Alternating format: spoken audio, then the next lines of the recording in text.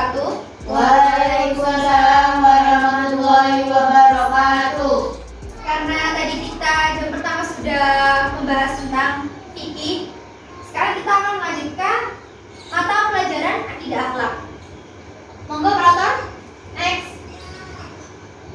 Nah, kita akan membahas tentang bab menghindari akhlak tercela, licik, tamak, zalim, dan diskriminasi. Next. Pengertian licik. Licik adalah salah satu sifat negatif yang sangat membahayakan bagi diri sendiri dan orang lain. Nah, licik ini berarti dia banyak akal, culas, kemudian pandai menipu, dan yang terakhir adalah suka curang. Nah, ciri-cirinya dia itu tidak suka melihat orang lain bahagia. Itu ciri-cirinya orang licik. Yang kemudian adalah melihat orang lain menderita. Kayak temannya kesusahan, dia tuh senang dan gak menolong. Itu licik. Yang ketiga adalah berpikir mencelakakan orang lain. Jadi pikirannya itu negatif thinking terus pada orang lain. Ingin orang lain itu harus celaka, harus kayak lebih di bawah dari dia. Itu orang licik. Yang keempat adalah ingin serba jalan pintas. Misalnya nih, kalau kita sedang ujian, dia itu senangnya nyontek, gak mau belajar. Nah, dia selalu menginginkan jalan pintas. Yang terakhir adalah suka menipu. Kalau orang licik itu, kalau misalnya ngomong di sana ngomong gini, terus nanti di sini ngomongnya beda lagi. Nah, berarti dia itu suka menipu. Next.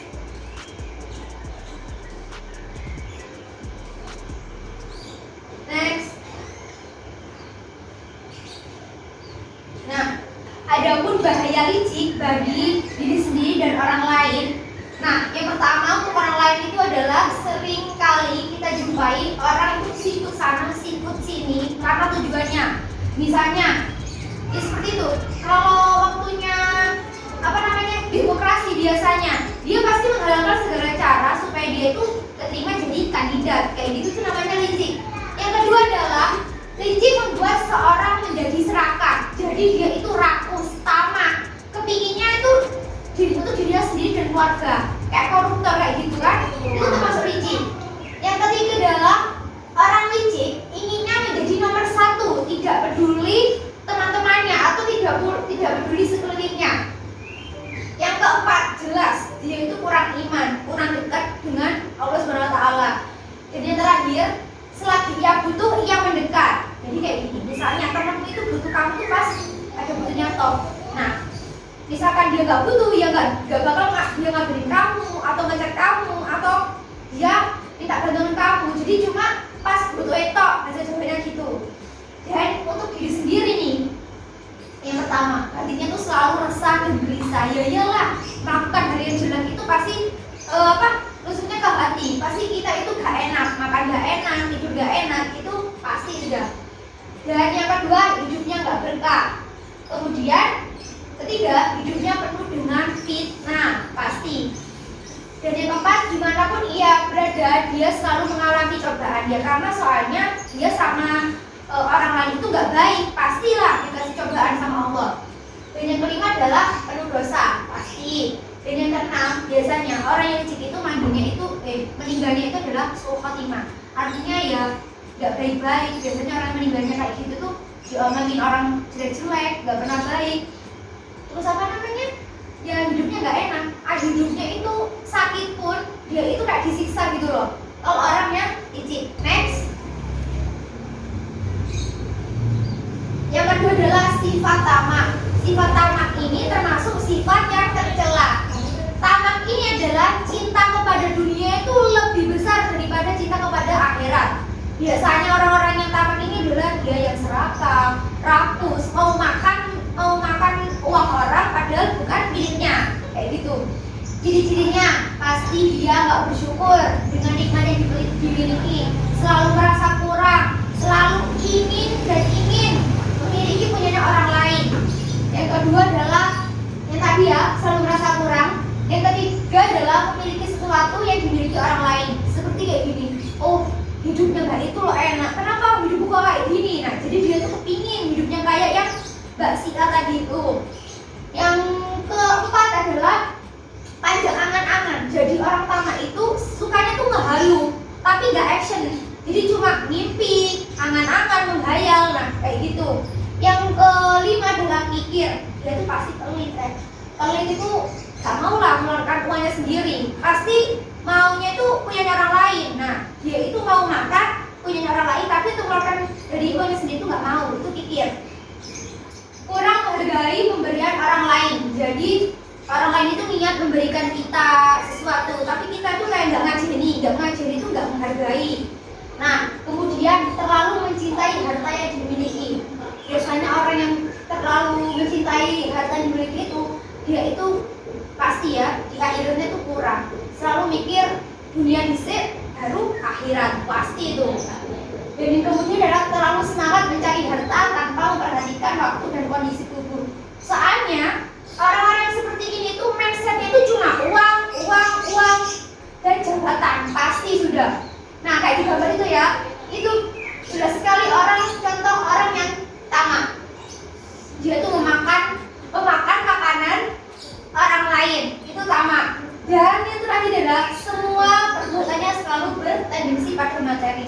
Semua itu dinilai uang, dinilai harta, dinilai materi. Next.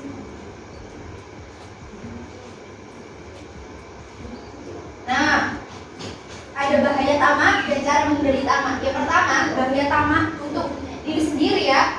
Orang yang tamak selalu merasa kurang dan tidak pandai bersyukur. Kemudian sifat tamak dapat menimbulkan rasa dengki, hasut, dan permusuhan. Yang ketiga adalah sifat tamak akan membutuhkan orang sehingga menggunakan segala cara untuk mendapat atau meraih tujuannya. Dan yang keempat adalah sifat tamak menjauhkan diri dari Allah Subhanahu wa taala. Pasti ya, karena soalnya hidupnya itu cuma dunia saja, duniawi yang dipikirkan, akhiratnya dilalaikan. Yang terakhir adalah sifat tamak membuat orang menjadi bakhil karena takut hartanya berkurang. Cara menghindarinya dengan mensyukuri nikmat yang telah Allah berikan. Jadi kalian meskipun misalkan dikasih uang jajan orang tua sedikit, ya disyukuri. Memang mungkin rezekinya segitu. Kemudian membiasakan diri dengan ikhlas dan rendah diri. Yang ketiga adalah membiasakan diri dengan sifat pemurah dan jujur. Dan yang keempat adalah membiasakan hidup sederhana, hemat, qanaah dan zuhud. Hidup hemat ya.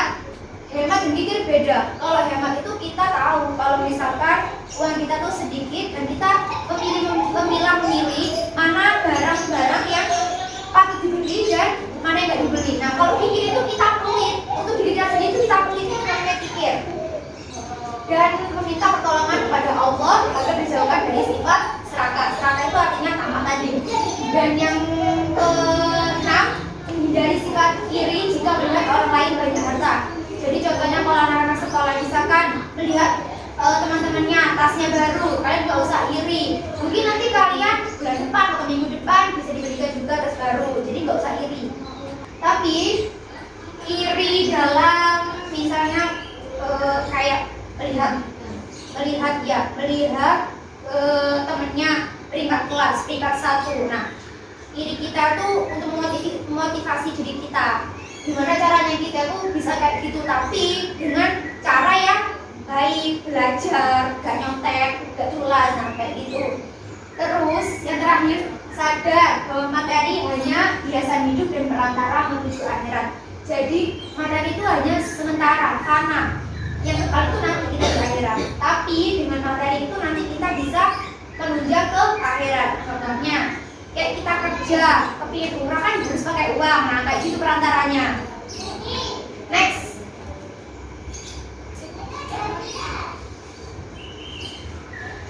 Ayo, mungkin ada yang bisa bantu ibu membacakan pengertian zalim. Mungkin Mbak Gadis? Monggo. Pengertian zalim meletakkan sesuatu bukan pada tempatnya atau berbuat zalim kepada orang lain, semena-mena atau tidak adil. Nah, itu zalim ya. Zalim itu bisa diartikan semena-mena. Tapi kalau anak pondok itu biasanya zalim itu seperti ini. Naruh sandal itu harusnya di bawah, nah itu di atas. Kan nggak pada tempatnya, itu namanya zalim. Terus kayak naruh Al-Quran, seharusnya di atas lebih tinggi daripada kita, tapi di bawah itu zalim terhadap Al-Quran. Nah, jadi zalim itu nggak cuma kayak sesama orang lain,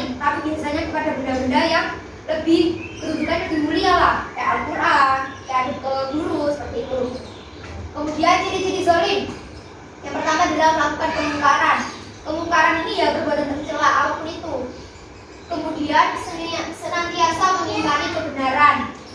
Kemudian berpaling dari Allah SWT dan Rasulnya. Yang keempat, melanggar hukum-hukum Allah dan Rasulnya. Gemar melakukan perilaku tercela seperti dusta, berbohong, khianat, aniaya, menghina, dan sebagainya. Contoh perbuatan zalim pada diri sendiri ya, ini dosa, berzina, minuman keras, malas belajar ini juga termasuk zalim. Jadi kalian-kalian yang malas belajar itu termasuk zalim, anak-anak. Kemudian meninggalkan sholat, bukan meninggalkan, tapi lebih mengulur-ulur waktu sholat, itu juga zalim. Jadi jangan sampai ya kalian-kalian ini yang membuka pintu surganya orang tua, itu zalim kepada untuk meninggalkan sholat. Yang kedua adalah zalim terhadap orang lain, misalnya merusak lingkungan, contohnya membuang sampah harus pada tempatnya, gak moro-moro dibuang, padahal kan ada tulisannya membuang sampah kayak gitu. Kemudian mengganggu ketenangan orang lain, mengambil harta secara batil, contohnya mencuri, merampok, menipu, dan sebagainya. Sedangkan yang terakhir adalah zalim kepada Allah SWT. Yang pertama, kufur, syirik, ingkar. Syirik ini kalian tuh gak percaya sama kekuasaan Allah. Artinya, misalnya contohnya gini, aku kok dikasih rezeki segini sih, padahal kan rezeki mau jodoh udah Allah yang ngatur kan. Jadi kita nggak boleh syirik kayak gitu. Syirik juga itu kita menyembah selain pada Allah, seperti itu syirik. Next, akibat negatif dari perbuatan aniaya.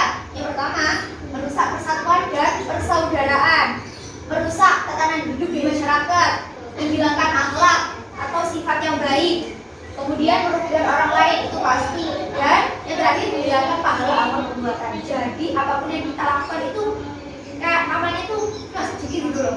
Soalnya kita habis melakukan perbuatan baik, kemudian jelek lagi, kan malaikat jadi bingung, mencatat yang baik apa yang buruk. Nah kayak gitu. Kemudian hikmah menghindari aniaya atau zalim tadi, yang pertama adalah terciptanya tatanan hidup yang baik di masyarakat, kemudian mendatangkan akhlak dan sifat yang baik, terciptanya kasih sayang antar sesama, akan mendapatkan pahala dari amal perbuatan. Orang yang menghindari aniaya akan masuk ke dalam surga. Dapat kita simpulkan bahwa akhlak tercela daripada licik, tamak, aniaya atau diskriminasi tadi itu tidak boleh kita lakukan sebagai umat muslim.